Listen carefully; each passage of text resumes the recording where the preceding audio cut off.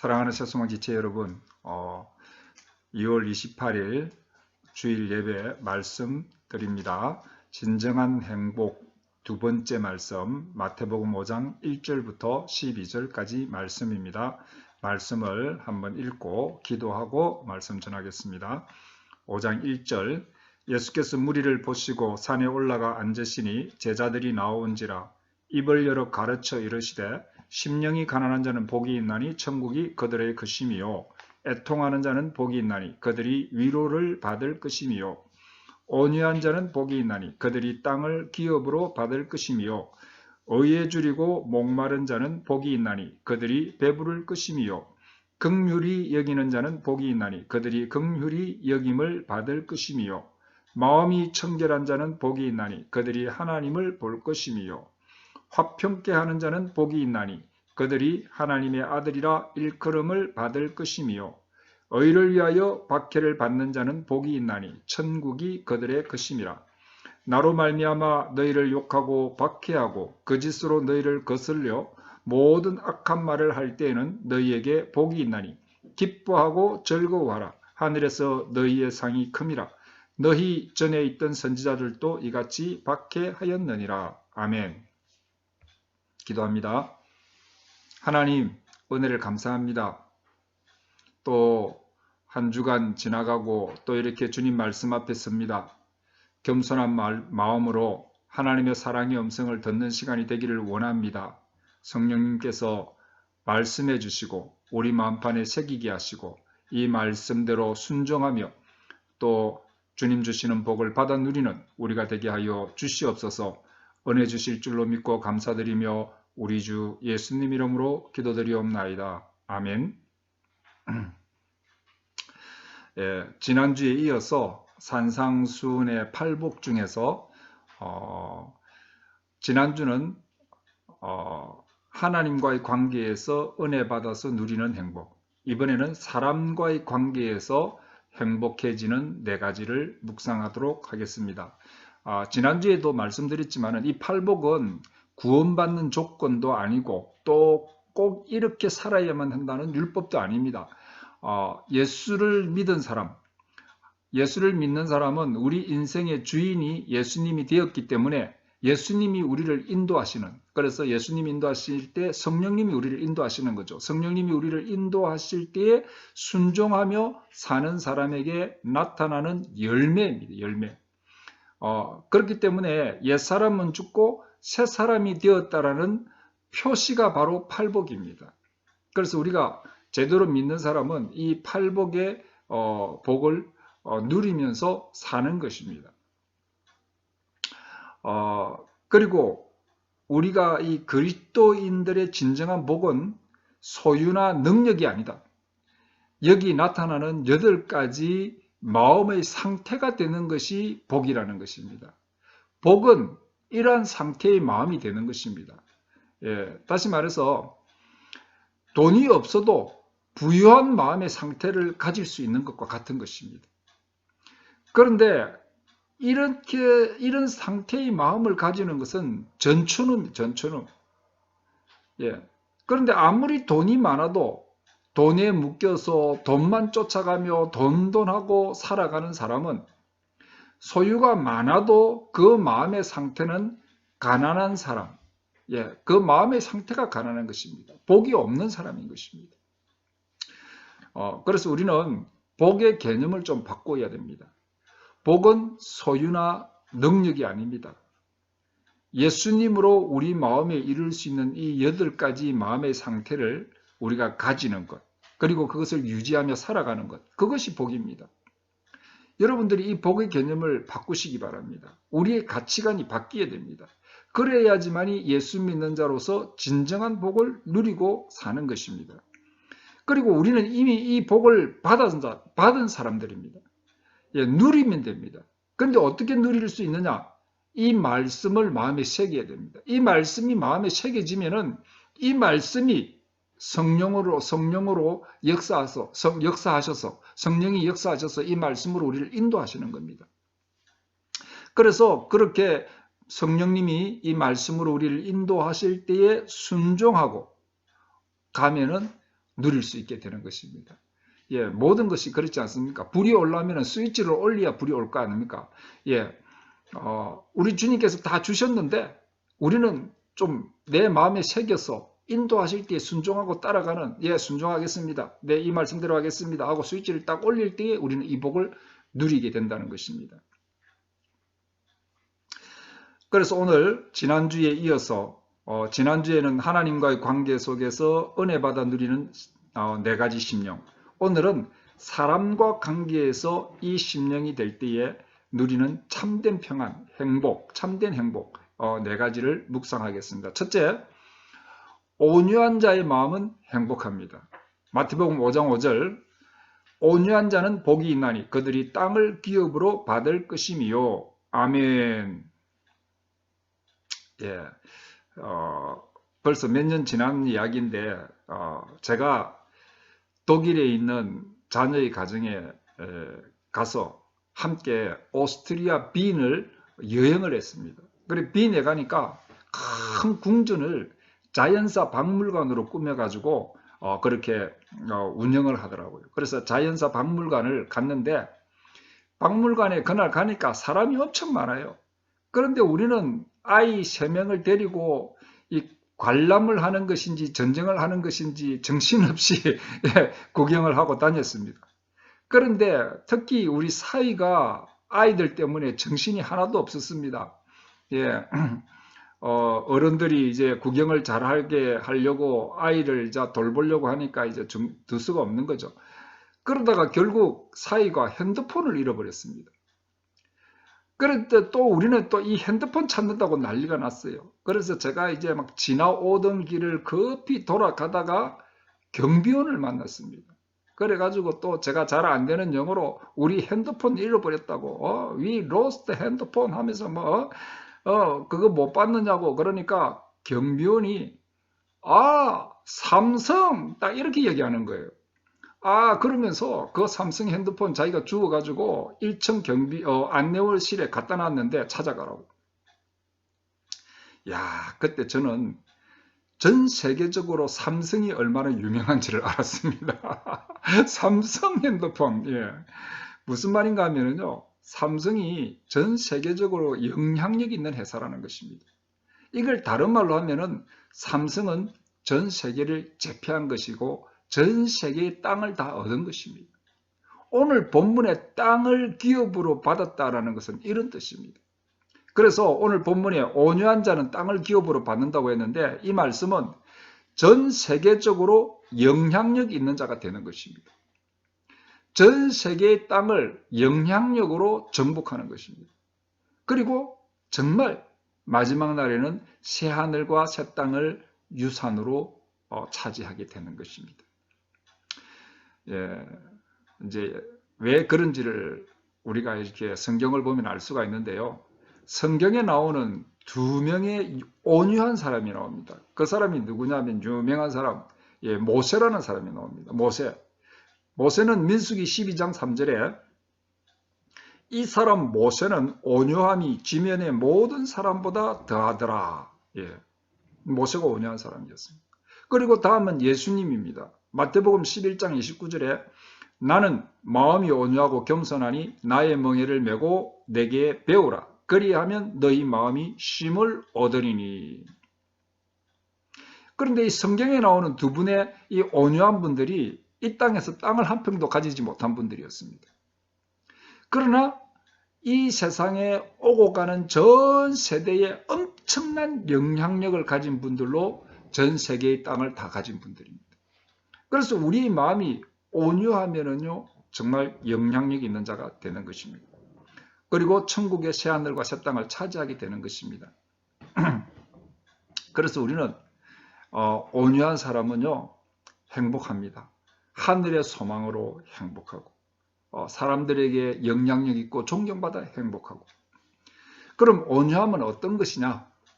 그거는 온유함이라는 것은 부드럽고 따뜻한 마음을 소유하는 것입니다. 온유, 따뜻하고 부드러운 마음. 그래서 온유한 자는요, 끝까지 참아줄 줄 알고 또 다른 사람의 짐을 내가 져줄 줄도 알고 비판하고 판단하지 않는 예수님처럼 그렇게 사는 것이 온유한 것입니다. 그런데 모세는 이 광야에서 긴 세월을 훈련받고 이 온유함을 가지게 됐습니다. 다시 말해서 그는 하나님 앞에서 인간의 위치를 알았습니다. 인간은 틱거리고 잠시 왔다 가는 것임을 알았다는 것입니다. 그래서 모세가 쓴 시편이 있는데 그것이 90편입니다. 90편 3절에 보면은 시편 90편 3절에 주께서 사람을 틱걸로 돌아가게 하시고 말씀하시기를 너희 인생들은 돌아가라 하셨사오니. 또 시편 90편 10절에 우리의 연수가 70이요 강건하면 80이라도 그 연수의 자랑은 수고와 슬픔뿐이요 신속히 가니 우리가 날아가나이다 라고 말씀하고 있습니다. 저도 나이가 60이 넘고 나니까는요 참 세월이 날아가는 것을 실감합니다. 모세는 바로의 궁전에서 쫓겨나서 40년간을 양치기를 하면서 광야에 살았습니다. 그때 인간이 무엇인가를 깨달았습니다. 틱거리다. 틱걸로 돌아가는, 신속히 날아가는 것처럼 잠시 왔다 가는 것이 인생이다. 그래서 그는 정말 온유한 자가 되었습니다. 우리 인생, 이 짧고 짧은 인생에 다투고 싸울 것 없다는 것입니다. 우리는 지금 코로나로 인해서 인생을 배우는 시간입니다.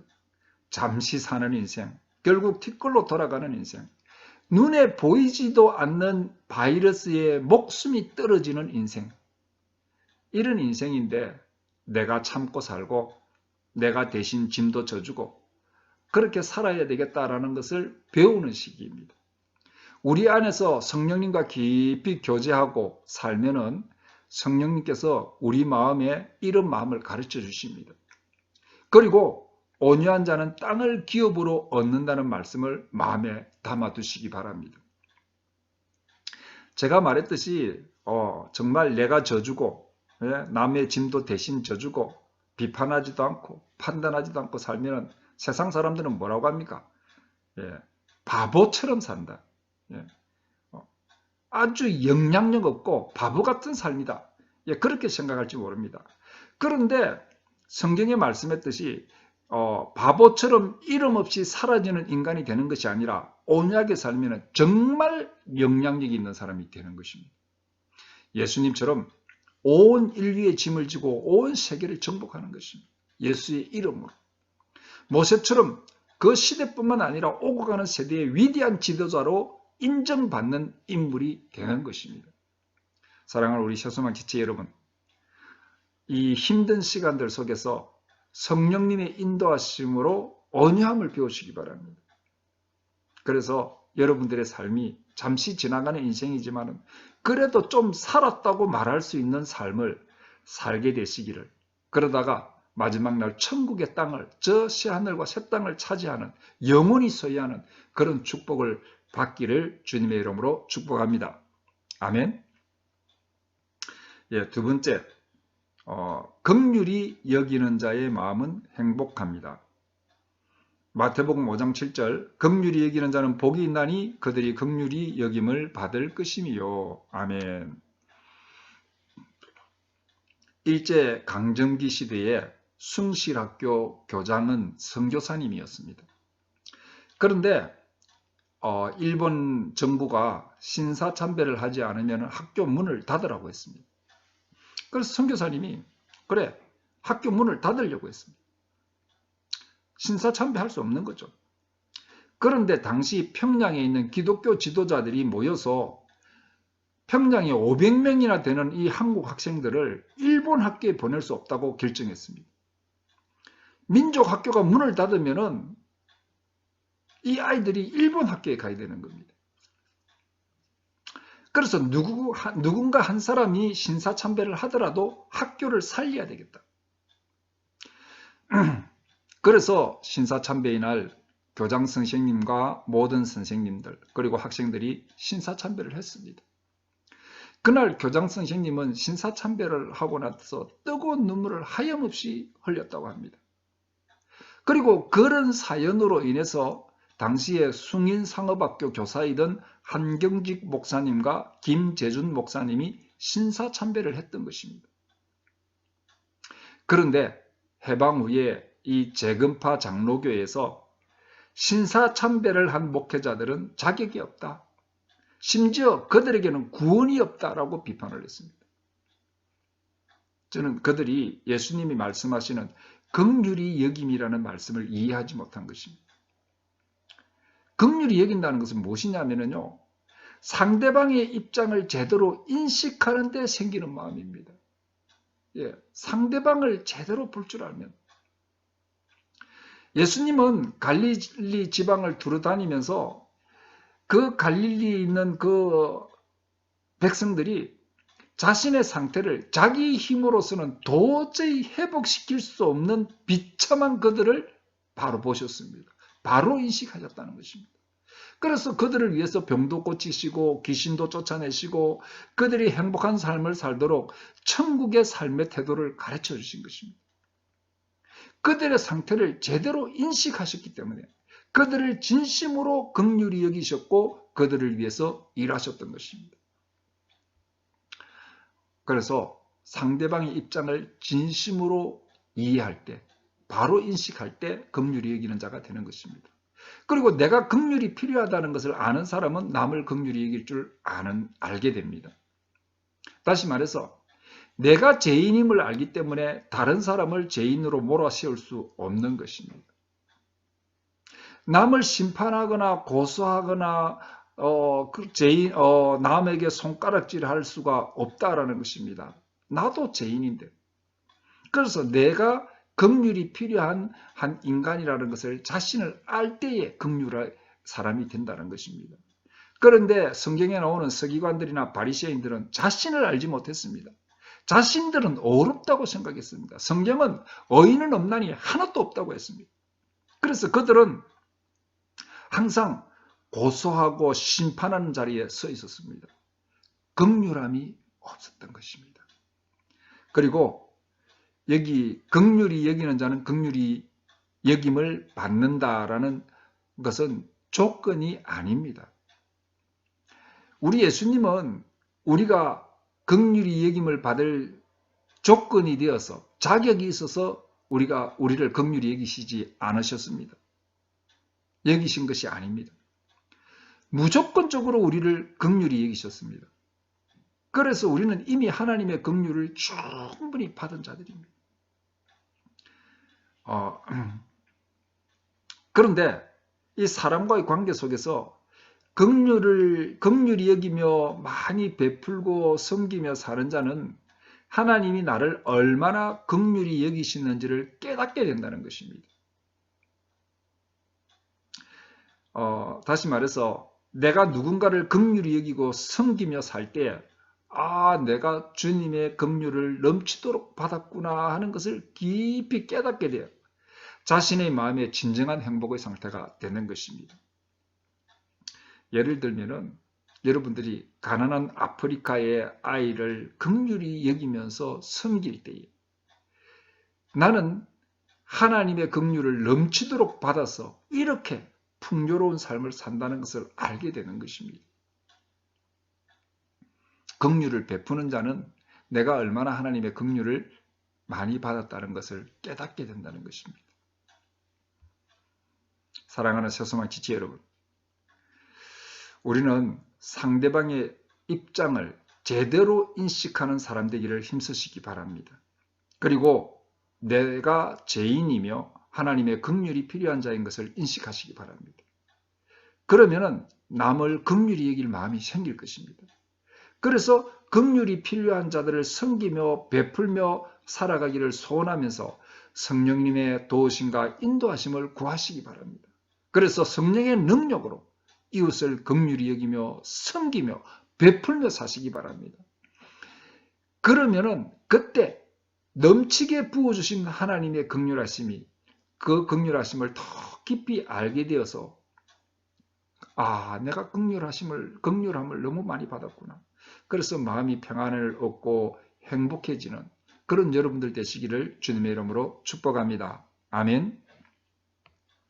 세 번째는 화평케 하는 자의 마음은 행복합니다. 예, 화평케 하는 자의 마음은 행복합니다. 마태복음 5장 9절 화평하게 하는 자는 복이 있나니 그들이 하나님의 아들이라 일컬음을 받을 것이미요. 아멘. 예, 제가 영화 이야기를 많이 하는데 제가 참 영화를 좋아하는데 요즘은 영화 볼 시간도 잘 없더라고요. 예, 또 그럴 마음도 좀 여유도 없고 그 영화 인디오의 창날이라는 영화가 있습니다. 예, End of the Spear라는 인디오의 창날. 예, 이미 이 영화는 인디안의 그 창날에 찔려서 생을 마감했던 휘튼 칼리지 출신 5명의 항공 선교사들의 실화를 그린 영화입니다. 에콰도르 인디안인 아쿠아족을 선교하기 위해서 5명의 선교사가 그곳에 들어갔다가 다 살해된 내용입니다. 물론 그들이 거기에 들어갈 때 그 부족이 아주 위험한 부족이기 때문에 치밀한 계획으로 3개월간 경비행기로 그들에게 선물을 미리 주고 조금씩 친해지면서 그들에게 접근했는데 웃으면서 다가온 그들은 선교사들을 잔인하게 살해했습니다. 그런데 선교사들은요, 권총을 가지고 있었지만은 공포탄만 사용하고 총을 사용하지 않았다는 것입니다. 그렇게 젊은 선교사 5명이 죽었지만 오히려 그 부인들까지 그곳에 가서 선교하면서 지금은 그 부족을 해결시켜서 그들을 개종시킨 내용입니다. 저는 이 젊은 선교사들이 바로 화평케 하는 자들이구나 하는 것을 깨달았습니다. 왜냐하면 화평케 하는 자가 되는 것은 내가 십자가를 지고 죽을 때 그곳에 하나님의 평화가 임하는 것입니다. 5명의 선교사가 순교한 그 지역의 원주민은요, 이 부족 간의 전쟁이 아주 극심한 곳으로 아주 잔인한 부족들이 사는 곳이었습니다. 그래서 한번 종족 간의 분쟁이 일어나가지고 막 원주민 60%가 다 죽기도 한 아주 이 지역을 그냥 놔두면은 이 원주민들이 서로 싸워서 멸족할 위기를 가진 곳이었습니다. 그런데 지금 그곳이 기독교화가 되어서 진정한 평화를 누리는 곳이 되었다고 합니다. 오늘 본문에 이 화평케 하는 자는 원어적인 뜻이 평화를 만들어 가는 자입니다. 영어로 peacemaker들입니다.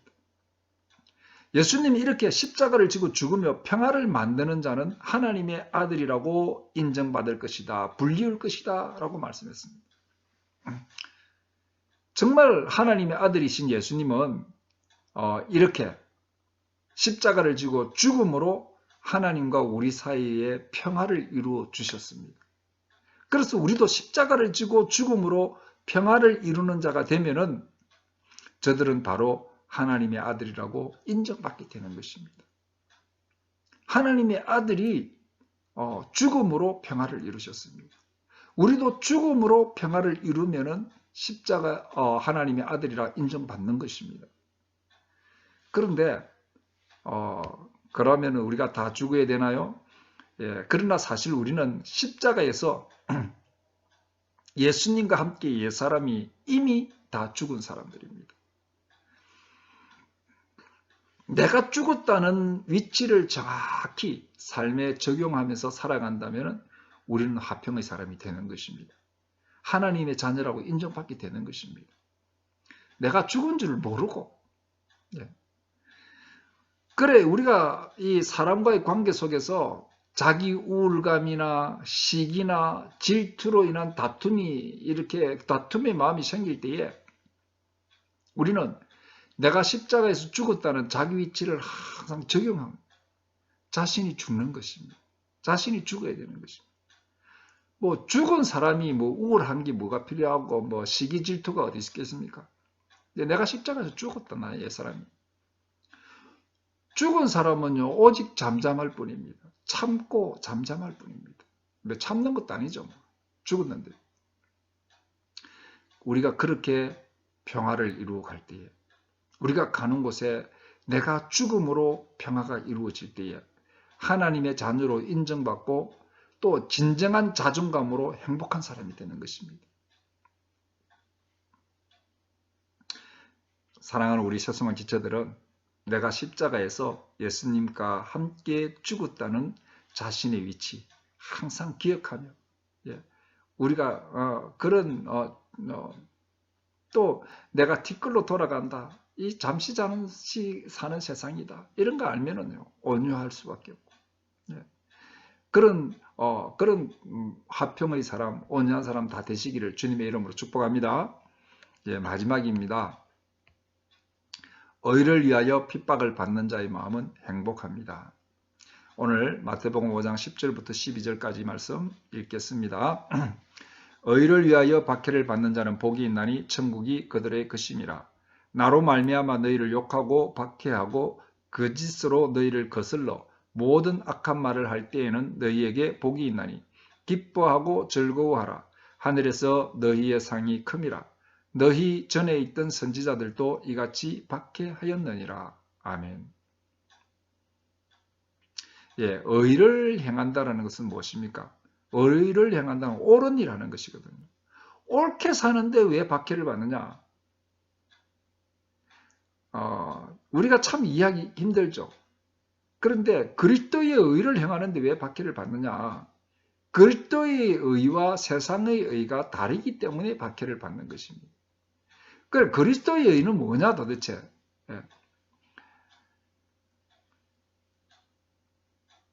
그걸 알아야 되고, 우리가 그리스도의 의를 따라 살아서 세상에서 핍박을 받아도 화를 내는 것이 아니라 기뻐하며 하늘의 상을 크게 받는 자가 되어야 되는 것입니다. 그리스도의 의는요, 첫째로 세상의 것은 배설물로 여기고 오직 그리스도를 믿음으로 사는 자에게 나타나는 의입니다. 세상의 것은 배설물로 여기고 오직 그리스도를 믿는 믿음으로 살 때 나타나는 의가 이 그리스도의 의입니다. 빌립보서 3장 7절부터 9절까지 말씀 제가 읽어 드리겠습니다. 그러나 무엇이든지 내게 유익하던 것을 내가 그리스도를 위하여 다 해로 여길 뿐더러 또한 모든 것을 해로 여김은 내 주 그리스도 예수를 아는 지식이 가장 고상하기 때문이라. 내가 그를 위하여 모든 것을 잃어버리고 배설물로 여김은 그리스도를 얻고 그 안에서 발견되려 함이니 내가 가진 의는 율법에서 난 것이 아니요 오직 그리스도를 믿음으로 말미암은 것이니 곧 믿음으로 하나님께로부터 난 의라. 아멘. 다시 말해서 그리스도 우선적인 삶을 사는 것이 그리스도의 의입니다. 그리스도를 위한 삶, 그리스도께 유익하다면은 세상 것은 배설물로 여기고 그리스도를 따르는 삶, 그게 그리스도의 의를 따르는 삶입니다. 그런데 우리가 잘 알아야 될 것은, 오해하지 말아야 될 것은, 그리스도를 위한 삶은 사람은 안중에도 없는 그런 삶이 아닙니다. 그리스도를 위한 삶이라는 것은 사람을 위한 삶인 것입니다. 예수 그리스도는 사람을 사랑하시어서 십자가에 죽으시고 하나님의 뜻을 이루셨습니다. 그래서 그리스도를 사랑한다는 것은 사람을 사랑하는 것입니다. 우리가 방역을 위해서 대면 예배까지 희생하면서 그렇게 살았습니다. 어떤 사람은 이 그리스도의 의가 아니다, 그렇게 생각하는 사람들이 있습니다. 그러나 우리는 이웃을 사랑하기 때문에 그렇습니다. 우리가 이웃을 사랑하며 산다는 것이 그리스도의 의를 위해서 사는 것하고 똑같은 것입니다. 그러면 또 그렇지 않습니까? 우리가 이웃을 이렇게 사랑하고 사는데 왜 핍박이 있느냐 하는 것입니다. 그래도 핍박은 있습니다. 우리가 철저히 사람을 사랑하면서 그렇게 산다고 해도 믿지 않는 사람들은 적당히 자신만 위해서 살면 될 텐데 꼭 사람을 사랑한다 하면서 그렇게 섬기고 희생하며 잘난 척하면서 그렇게 사느냐? 그렇게 살지 않는 자신들의 악이 드러나기 때문입니다. 그래서 미운 것입니다. 우리는 이래도 핍박받고 저래도 핍박받습니다. 그러나 우리가 그리스도를 위해서 핍박을 받으면요, 사람을 사랑하며 살 때 받는 핍박은 하늘의 상급이 큽니다. 그래서 기뻐할 수 있는 것입니다. 그래서 행복한 마음의 상태가 되는 것입니다. 그리고 두 번째, 이 그리스도의로 산다는 것은 율법으로 사는 것이 아니고 믿음으로 사는 것입니다. 믿음으로 내가 죽고 그리스도로 사는 삶입니다. 갈라디아서 2장 16절부터 20절까지 말씀. 사람이 어렵게 되는 것은 율법의 행위로 말미암이 아니요 오직 예수 그리스도를 믿음으로 말미암는 줄 알므로 우리도 그리스도 예수를 믿나니 이는 우리가 율법의 행위로서가 아니고 그리스도를 믿음으로써 어렵다함을 얻으려 함이라. 율법의 행위로서는 어렵다함을 얻을 육체가 없느니라. 만일 우리가 그리스도 안에서 어렵게 되려 하다가 죄인으로 드러나면 그리스도께서 죄를 짓게 하는 자냐? 결코 그럴 수 없느니라. 만일 내가 헐었던 것을 다시 씌우면 내가 나를 범법한 자로 만드는 것이라. 내가 율법으로 말미암아 율법에 대하여 죽었나니 이는 하나님에 대하여 살려 함이라. 내가 그리스도와 함께 십자가에 못 박혔나니 그런즉 이제는 내가 사는 것이 아니요 오직 내 안에 그리스도께서 사시는 것이라. 이제 내가 육체 가운데 사는 것은 나를 사랑하사 나를 위하여 자기 자신을 버리신 하나님의 아들을 믿는 믿음 안에서 사는 것이다. 아멘. 그리스도 안에서 내가 죄인인 것이 발견되었습니다. 예. 이젠 그래서 오직 하나님의 의로 살아야 되는 것입니다. 나를 어렵다고 하신 하나님 의. 그렇게 사는 것은 뭐냐 하면요, 내가 죽고 그리스도로 사는 것입니다. 그게 그리스도 의로 사는 것입니다. 우리 인간은 내가 죽지 않고서는 그리스도 의로 살 수가 없습니다. 예? 그래서 우리는 항상 십자가에서 나의 옛사람이 죽었음을 믿음으로 선포하고 살아야 됩니다. 우리는 십자가를 바라봐야 된다. 십자가를 바라보면은 예수님이 저기 나를 위해서 죽었구나가 아니라 저 예수님과 함께 내가 십자가에서 죽어서 저기 죽어 있는 자가 나다. 예. 예수님과 포함돼서 죽어 있는 나를 바라는 것입니다. 우리는 그리스도 안에서 철저히 죄인인 것을 알게 되었습니다. 그래서 자신이 옛사람으로는 결코 의로울 수 없는 자들입니다. 그래서 우리는 그리스도 의로 산다는 것은 옛사람으로 사는 것이 아니고 자신의 옛사람은 죽었고 내 안에 계시는 예수님으로 사는 삶이 그리스도의 의로 사는 것입니다. 예수님이 나의 주인이 되시어 나를 인도하실 때 순종하는 삶을 사는 것입니다. 예수님이 나의 주인이고 예수님이 사는 것입니다. 나를 통해서. 그래서 이 선지자들은 고통스럽지만은 예수님이 주인이시고 하나님이 인도하심을 따라서 세상에 다른 사람이 다 싫어해도 죄를 선포하고 회개를 선포하고 핍박당하고 순교까지 한 것입니다. 그러나 그들은 기쁨으로 그 일을 감당했습니다. 그리스도의 심장으로 살았다는 것입니다. 그리스도의 의로 살은 것입니다. 예수님의 마음. 그래서 사도 바울은 예수의 마음으로 내가 너희를 얼마나 사랑하는지 아느냐 이렇게 말씀하고 있지 않습니까? 이것이 그리스도의 의로 사는 것입니다. 우리 사랑하는 새소망 지체 여러분, 이제 그리스도의 의로 사시기 바랍니다. 그렇게 하려면은 그리스도 우선의 삶을 사는 것입니다. 오직 그리스도를 위한 삶을 사시는 것입니다. 그것은 그리스도를 사랑하고 사람을 사랑하는 것입니다. 그러나 자신의 옛사람은 항상 정욕적이고 마귀적이기 때문에 십자가에서 자신이 철저히 죽고 그리스도로 살 때 가능함을 잊지 말아야 합니다. 그래서 날마다 그리스도의 의로 살아서 하늘의 상을 크게 받는 자들이 다 되시기를 축복합니다. 그러면은 세상 사람들에게는 핍박을 받지만 하늘의 상을 바라보고 항상 마음에 참 기쁨을 가진 행복한 자가 될 줄로 믿습니다. 우리가 그렇게 되시기를 주님의 이름으로 축복합니다. 아멘. 말씀을 마칩니다. 우리는 지금 팔복을 통해서 진정한 행복이 무엇인지를 깨닫고 행복의 개념을 바꾸는 중입니다. 그래서 지난주에는 하나님 관계에서 행복해지는 마음을 4가지를 묵상했습니다. 그게 뭡니까? 심령이 가난한 자, 애통하는 자, 의에 줄이고 목마른 자, 마음이 청결한 자. 그래서 하나님만 섬기고 하나님만 의지하고 하나님의 의를 이루기 위해서 정말 애통하고 그런 자들에게 하나님이 은혜를 베푸셔서 행복한 마음을 주시는 것입니다. 그렇게 살면 행복해집니다. 마음의 상태가. 오늘 사람과의 관계 속에도 행복해지는 마음입니다. 사람들에게 온유한 자는 행복해집니다. 영향력 있는 삶을 살고 천국의 땅을 기업으로 받기 때문에. 사람들을 긍휼히 여기는 자는 행복합니다. 사람을 긍휼히 여기면 여길수록 내가 얼마나 긍휼히 여김을 받았는지를 알게 되기 때문입니다. 화평을 이루는 자는 행복합니다.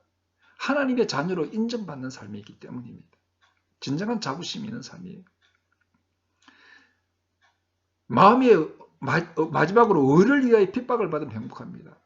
우리는 사람들에게 내가 의를 행해서 핍박을 받을 때 행복합니다. 하늘의 상이 크기 때문에 기뻐할 수 있는 것입니다. 그래서 우리 새소망 지체들은 예수님으로 인한 이 8가지 행복을 잘 가슴에 마음에 새기고 이 행복을 누리며 사는 진정한 행복자들이 다 되시기를 주님의 이름으로 축복합니다. 아멘. 기도하겠습니다. 하나님 아버지 은혜를 감사합니다. 우리가 무엇을 소유하고 무엇을 사용하고 무엇을 얻었다고 해서 행복해지는 것은 아닙니다. 우리가 능력이 있다고 해서 행복해지는 것도 아닙니다. 우리의 마음의 상태가 중요한 것입니다. 오늘 예수님은 우리에게 마음의 상태가 중요하다고 말씀하셨습니다. 정말 우리가 온유한 자가 되고 또 하나님 긍휼히 여기며 또 그리스도의 의로 사는 화평을 이루는 자가 되어서 또 주님의 의를 그리스도의 일을 이루며 사는 자가 되어서 정말 자존감 있고 마음의 행복을 가지고 소망이 있는 그런 행복한 삶을 사는 것임을 우리가 배웠습니다. 우리가 이 말씀 마음에 깊이 새기고 이 말씀대로 살아서 진정한 행복을 누리는 우리가 되게 하여 주시옵소서. 성령님, 우리 마음속에 이 말씀으로 우리를 인도하여 주시옵소서. 예수님 이름으로 기도드리옵나이다. 아멘.